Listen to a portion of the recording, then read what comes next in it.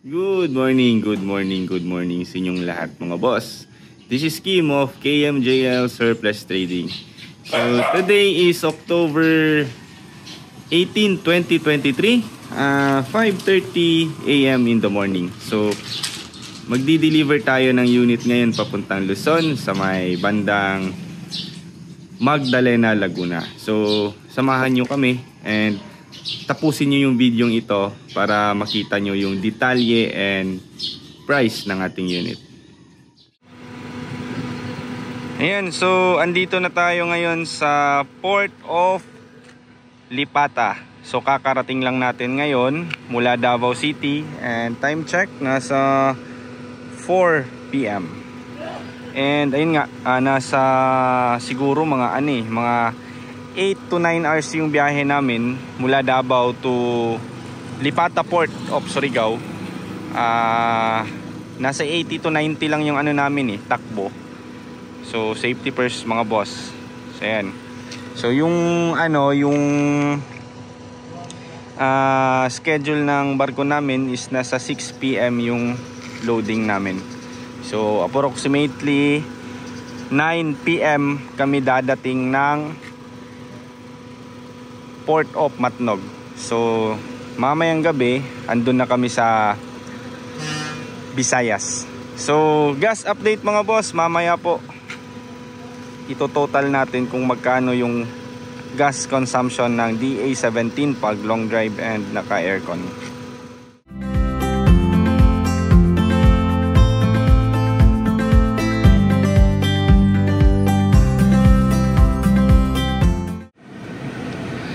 So andito na tayo ngayon sa loob ng Lipata Port. Ayan. So mag-aantay tayo ng mga 1 oras bago tayo makasakay ng barko. Ayun. So Lipata Port. Yun. Time check 5:30 PM. Papunta tayo ngayon sa barko and ayun, maya-maya tatawid na tayo papuntang Liloan. So ito po yung barkong sasakyan namin, Maria Vanessa. Ayan. So nasa 3 hours daw yung biyahe mula port.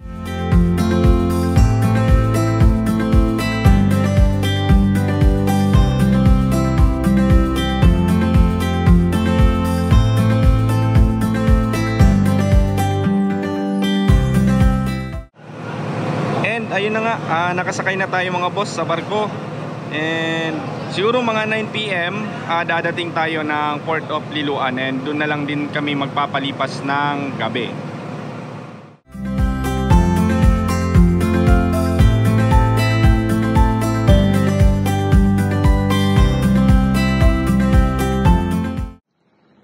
And so andito na tayo ngayon sa Agas-Agas Bridge and from Liloan Port, ito yung pinakaunang mahabang tulay na madadaanan natin papuntang Luzon.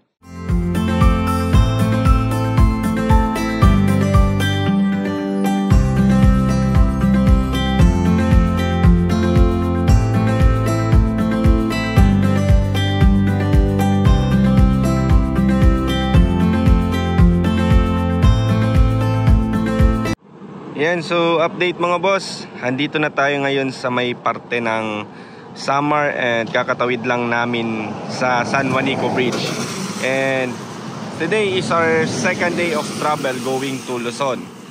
And so far wala namang mga aberya yung unit na DA17W na. So napaka-solid po ng unit natin mga boss, tested na tested sa long drive. Time check, it's already 10 PM and kakarating lang natin dito sa Allen Port. And ayun, andito kami sa Santa Clara. Dito kami sasakay ng barko and ayun, aantayin natin yung barko kasi nga dadaong pa lang yung barkong sasakyan natin patawid ng Luzon. So mamayang umaga mga boss, nasa Luzon na kami and ayun, re-review natin tong DA17W unit na order sa Luzon. Yan, so maya maya sasakay na tayo ng barko. And nasa 1 hour and 20 minutes yung biyahe mula dito sa Port of Allen papuntang Matnog. So yung Matnog is Luzon na po yun.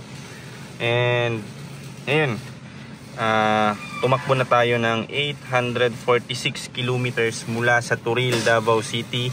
And nakadalawang full tank pa lang tayo. Yung first full tank natin is Davao City hanggang Surigao. And then nagpa full tank tayo ng Surigao. And nakarating tayo ng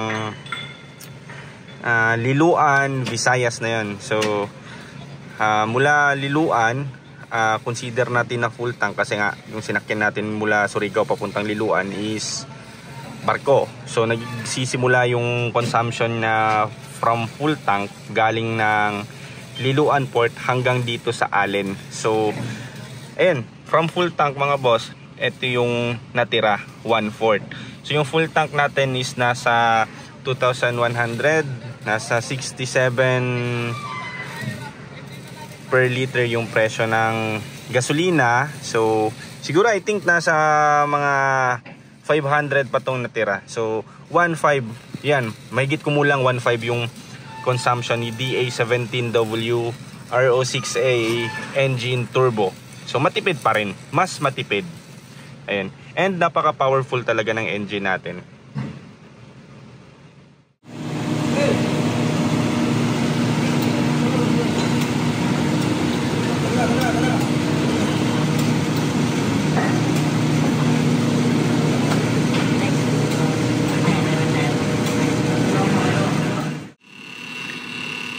Update ng ating Luzon trip mga boss. Andito na tayo ngayon sa may bandang Rolando Andaya Highway. So yung next na lugar na madadaanan natin based sa Google Map is Kaluwag. And ayun, trouble kami ngayon ng radiator fan kasi sumasayad siya sa bandang hose and ayun, maingay. So dapat talaga kapag ka long drive, marami ka talagang dalang tools. And so since umalis kami ng Davao City, eto yung itsura niya hanggang dito. So wala kaming ginawang car wash or linis. So iisahin na lang namin yung car wash ng unit before namin ma-release pagdating namin ng Magdalena, Laguna. Ayan. So mamaya pagdating namin ng Laguna, papakita ko sa inyo yung kabuuang details ng DA17W unit natin.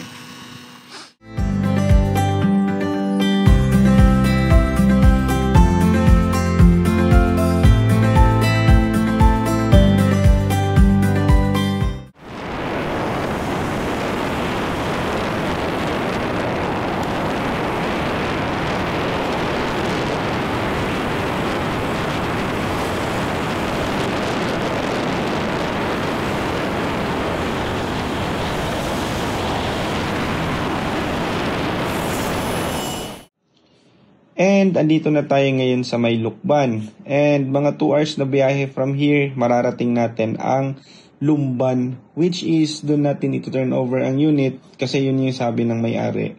Dahil kung pupunta pa tayo ng Magdalena, babalik din naman tayo ng Lukban since andun yung sakayan ng bus papuntang Maynila. Yan, so approaching na po tayo sa Lukban. So si Sir Perez na may-ari ng unit is taga Magdalena talaga sila. Pero sabi nila doon na lang daw sa Lukban since doon naman nagtatrabaho yung anak nila. Kasi bukas maaga tayong babiyahe papuntang Quezon City. So yun. Approaching tayo ng Lukban. Sorry, Lumban pala, Lumban. Good morning mga boss. Today is October 21, 2023, 7 o'clock in the morning. So maaga tayong gumising and mag final check ng unit bago natin i-release. And andito tayo ngayon sa may Pagsanhan Falls Lodge. Malapit sa Pagsanhan Falls. So, kasi yung unit, i-release natin mamaya doon sa Lumban. So, nag-final check kami ngayon and mamaya magpapa-car wash and ibababa na namin yung mga gamit namin. So, di ba kahapon nagtotrouble kami ng cooling fan kasi nga sabi ko yung fan is sumasayad sa hose and ngayon sine-check namin. So, eto pala yung cause ng ingay. Yan. So dati takip to ng dito sa coolant. Eh di namin napansin nung ginagawa pa tong unit na ito. Natanggal pala siya and napunta sa may auxiliary fan. So nilagyan namin ulit ng bagong takip. And ngayon nga chine-check namin ulit, tinanggal namin ang radiator para mas makita kung ano yung problema. And ayun, nakita natin na eto pala siya, sumayad na. Nabutas na siya dito, tumatama yung blade. So kahit anong gawin talaga nating pag-check ng unit, eh hindi talaga natin maiiwasan na yan, tulad nito. Kaya pinaka-importante talaga ang after sales mga boss. Kaya dun sa amin sa Davao City, binibigyan talaga namin ng after sales and warranty yung mga bumibili. Kasi nga hindi talaga maiiwasan na kahit na wala na kami nakitang problema, eh may mga minor problem pa rin lumalabas unexpectedly. So ayun, and pagka tulad naman nito na unit na sa Luzon, eh ginagawa talaga namin dobleng pag-check sa unit para at least pagka nasa kanila na yung unit, eh wala na talagang problema. Kasi nga yung disadvantage lang kasi dito sa Luzon mga boss, eh hindi tulad sa Davao na napakaraming gumagawa and marunong talagang kumilatis ng mga ganitong unit. So kawawa naman yung buyer kung halimbawa pagkaalis namin may makikita pa silang problema, eh wala namang gumagawa dito and malayo naman kami sa Luzon. Kaya sinisikap talaga namin na hanapan pa ng mga pwedeng i-fix para literal na gas and go yung nakabili ng unit. Ayan, so andito tayo ngayon sa Pagsanhan Falls Lodge. So dito malapit yung sakayan papuntang Pagsanhan Falls. So bali sasakay ng barko. And dito kami nagpalipas ng gabi. Since malapit lang dito yung Lumban and dito namin i-release ang unit. So DA17W automatic 4x2 straight-matic turbo. So si DA17W na turbo mga boss is straight-matic po siya. Wala pa po akong nakikitang non-turbo na straight-matic. So correct me if I'm wrong, wala pong straight-matic na non-turbo sa ngayon. So hindi ko lang alam kung baka 1 year from now may mga dadating na straight-matic na turbo galing Japan. So ito po yung unit nila boss, nila Sir Perez from Lumban. Actually taga Magdalena sila eh, kaso sabi nila dito na lang daw sa Lumban since may bahay din sila sa Lumban, and para dito na kami sasakay papuntang Quezon City. And doon din kami magbubuk ng doon din yung hotel na tutuluyan namin. So ayun.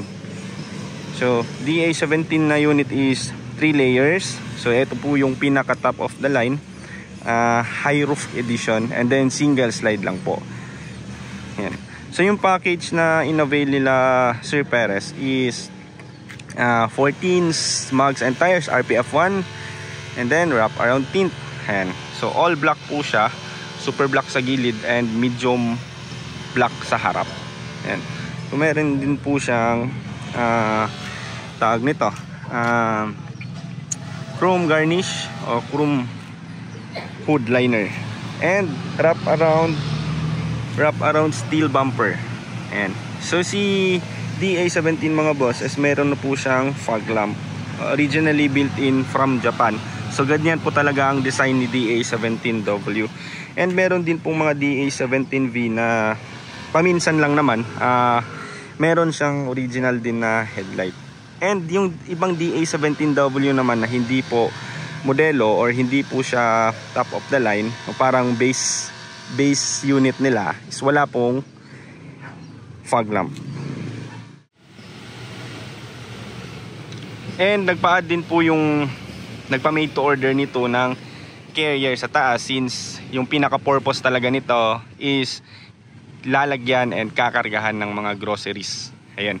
And syempre, yung ating hagdanan sa likod para mas accessible maglagay ng mga pinamili sa carrier. So kung walang mga hagdanan na pina-add, pwede din naman dito sa gulong pumatong and maglagay ng mga pinamiling gamit sa taas. So yung registration nito mga boss is kasama na sa registration ang with detachable carrier. So pwede meron, pwede wala.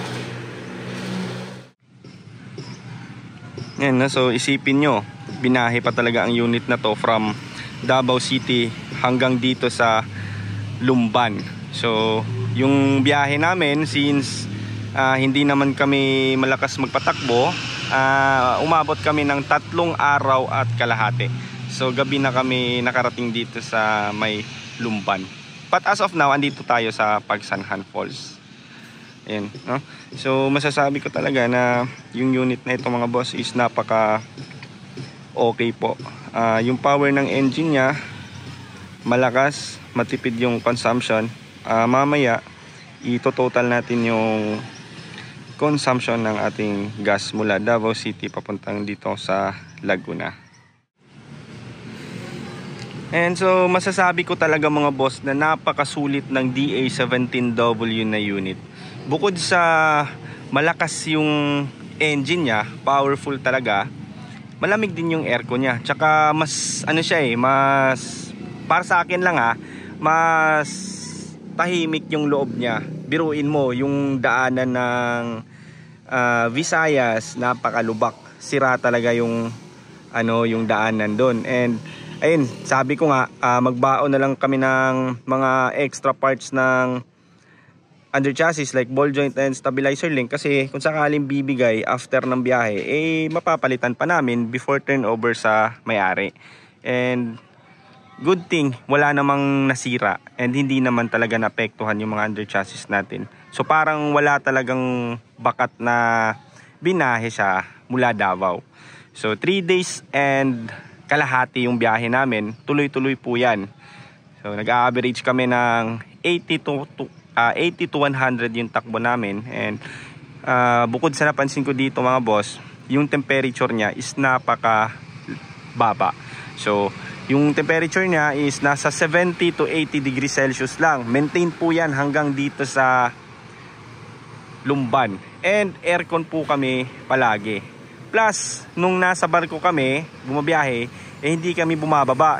Hindi nakapatay yung makina kasi naka-aircon dahil natutulog kami dito while waiting na makadaong yung barko sa papuntahan namin. So yun, napaka-solid talaga ng DA17W. Kahit na as is with registration lang yung kukunin ninyo mga boss, napaka-comfortable talaga gamitin. Isa din siguro sa reason kung bakit napaka-tahimik niya sa loob and napaka-fresh pa talaga ng unit. Kasi sa Japan, yung model nito is nasa 2017 to 2018. So nasa mga 5 years lang yung gamit. So napaka-fresh pa talaga. And hanggang ngayon mga boss, ginagamit pa to sa Japan. No? So ayun, kaya isa sa reason na okay talaga si DA17W. Ayun nga lang, mataas yung presyo niya kung ikukumpara natin sa mga 17V series, lalo na sa DA64 na mga unit. So depende na lang din po sa sa budget natin, kasi nga sobrang mataas naman ang difference ng presyo ni DA17W, kasi nga siya po yung pinaka top of the line sa ngayon. So wala na pong lumabas na mas mataas pa nito or mas mahal. So I think si Suzuki Palette is mas mura compared kay DA17W. Lalo't ganito yung setup niya. So mas tataas from basic finish na presyo natin. And so bukod sa mga accessories niya na pinakabit nila sa labas, like steel bumper, mugs, tint, carrier. So yung interior niya mga boss, ito, nagpa-add sila ng back seat o extra seat pang likod, left and right. So napaka-useful din ng back seat kasi nga tulad nito. Dito namin nilagay yung mga extra parts and mga tools and brake fluids na gagamitin. So malinis pa rin yung loob nyo kung madami kayong dala kasi hindi nagkakalat eh. And dito yung extra battery. And ayun, yung mga tools and grasa. Ayan. So captain seat po siya, o yung tinatawag nila sa Japan na sofa seat. Ayan, or individual seat. So nagpa-add din po sila ng tawag niyan, extra electric fan. Laking tulong din yan lalot kargado kayo ng mga bata dito sa likod. Minsan kasi sa init ng panahon hindi na masyadong umaabot yung lamig dito sa likod. So sa tulong ni electric fan mas pinapabilis niyang mapunta yung lamig dito sa likod.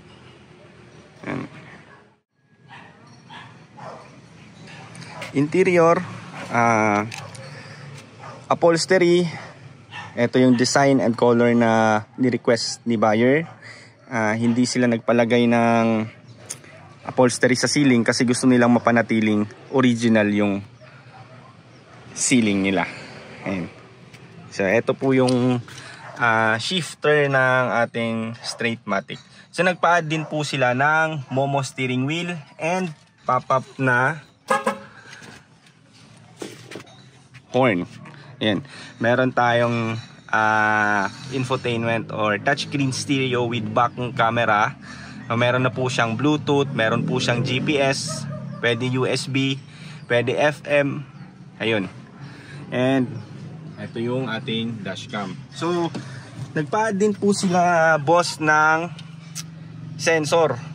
So kapag naka-atras tayo and may mga object na malapit ng matamaan, so tawag nito, nag-a-alarm po ito, at least guide, lalot halimbawa bago yung driver or bago pa lang siya nagda-drive.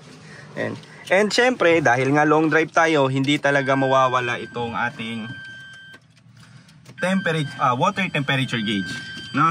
So si water temperature mga boss, sobrang laking tulong talaga kapag tawag niyan naglo-long drive tayo, kasi nga ito yung guide natin sa ating water temperature kasi ang design ng panel gauge ng mga DA17 kahit DA64 natin is wala po siyang analog na guide ng ating temperature.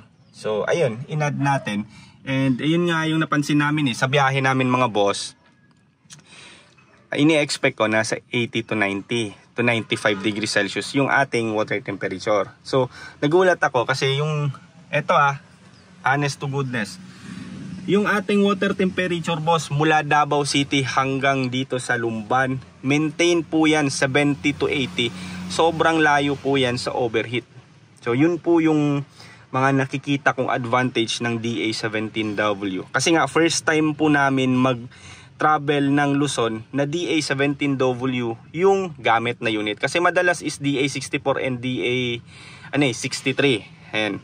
And isa po sa napakaganda sa sa DA17 mga boss is yung panel gauge niya. Ayan. So napaka-social po ng panel gauge niya, yung kanyang design and yung mga lights, no? So as of now, ito yung tinakbo natin mula Davao City, 1,428. Nakatatlong full tank po tayo from Davao City. And eto pa po yung natira. Ayan. So kung nagtataka kayo kung bakit madaming indicator na umiilaw kasama check engine, kasi nakapatay yung makina.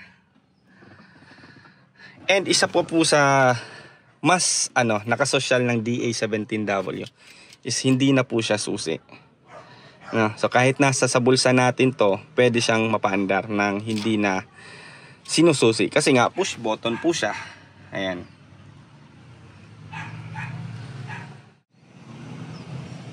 So same sa DA64W mga boss. All power po siya. And auto flip and retractable yung ating side mirror. Power window niya, harap and likod.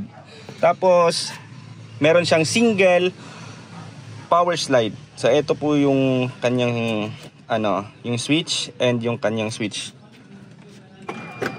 Ayan. So pabukas and pasarado, pwede siyang i-automatic, and bukod dito na switch, pwede mo din siyang i-on, paganahin dito. Ayan. So pasarado, yun. Napaka-social talaga ng DA17W. And kung halimbawa naman, kasi yung iba kahit gusto nila na may sliding door or power slide, pero ino-off pa rin nila, gusto nilang i-manual kasi halimbawa merong mga sasakay na hindi nila alam na automatic to. Yung open kasi niya is matagal. So halimbawa ganito. Tapos ifo-force nilang i-open. Masisira po kasi yung power slide niyan.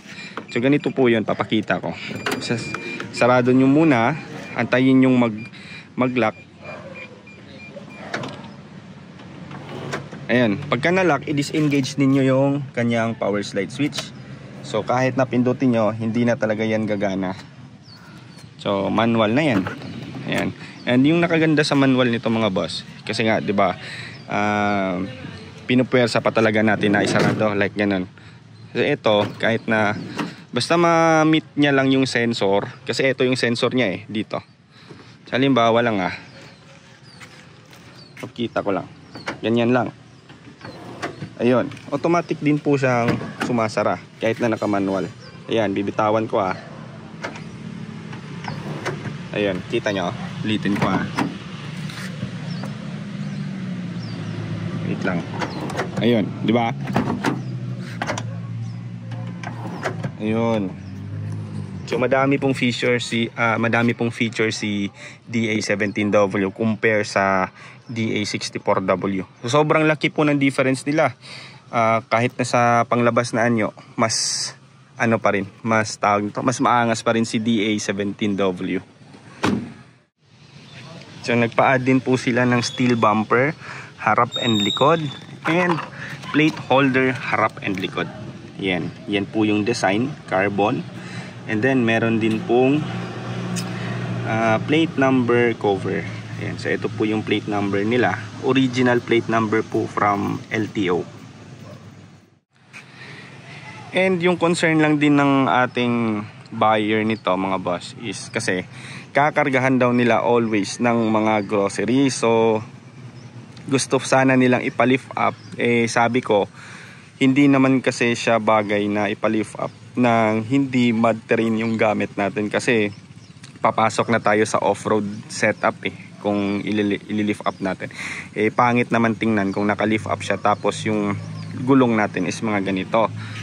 So sabi ko, kung yung concern lang ninyo is baka sumayad pagkakargado, lagyan na natin ng stopper yung spring para may limit, or hindi naman siya totally limit at least mas tumigas lang yung spring nila. So nilagyan natin para hindi na po siya ma-lift up. So mas maangas kasi yung pormahan niya pag ganito, 'di ba?